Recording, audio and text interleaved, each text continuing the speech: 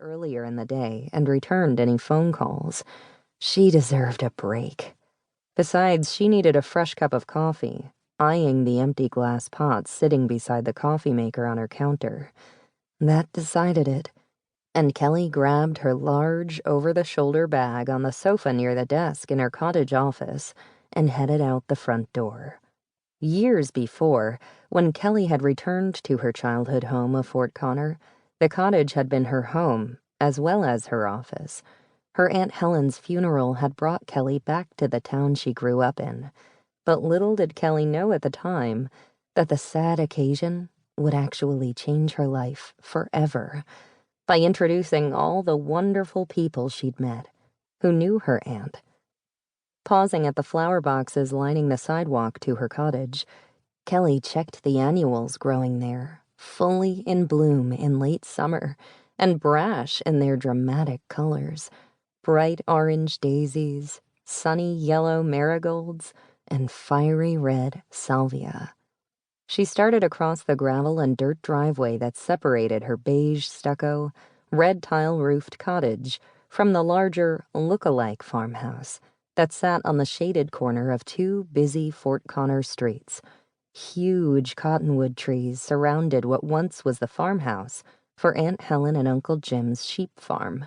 Years and years ago, those two busy streets were merely country roads on the edge of a bustling northern Colorado city.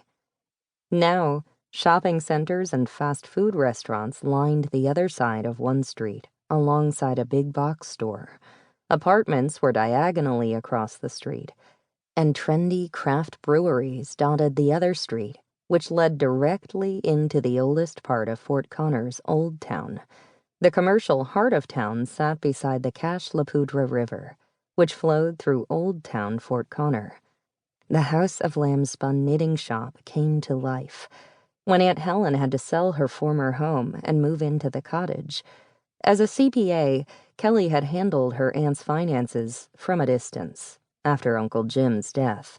Since her aunt was an avid knitter and fiber artist, Helen told Kelly she was actually happy a friend had taken over her memory-filled farmhouse and transformed it into a paradise of fibers of all kinds. Yarns for knitting, crocheting, spinning, and weaving filled the rooms.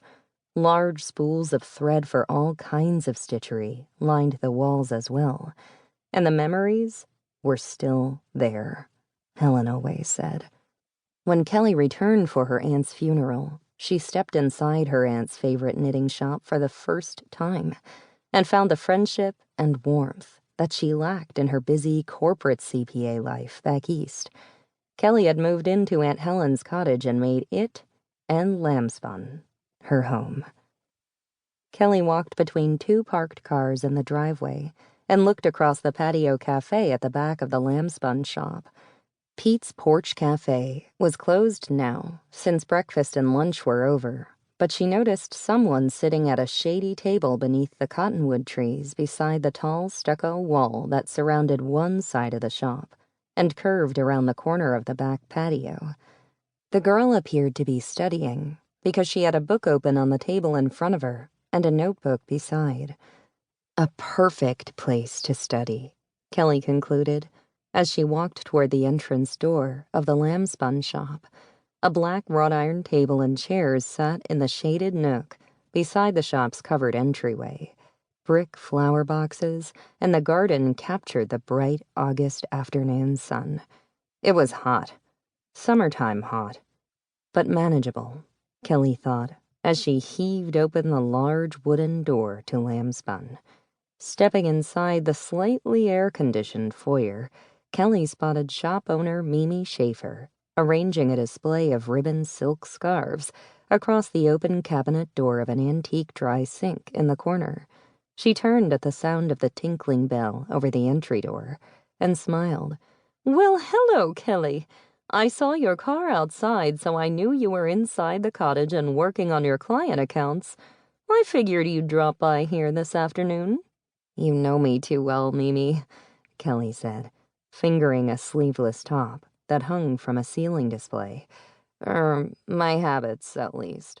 I simply...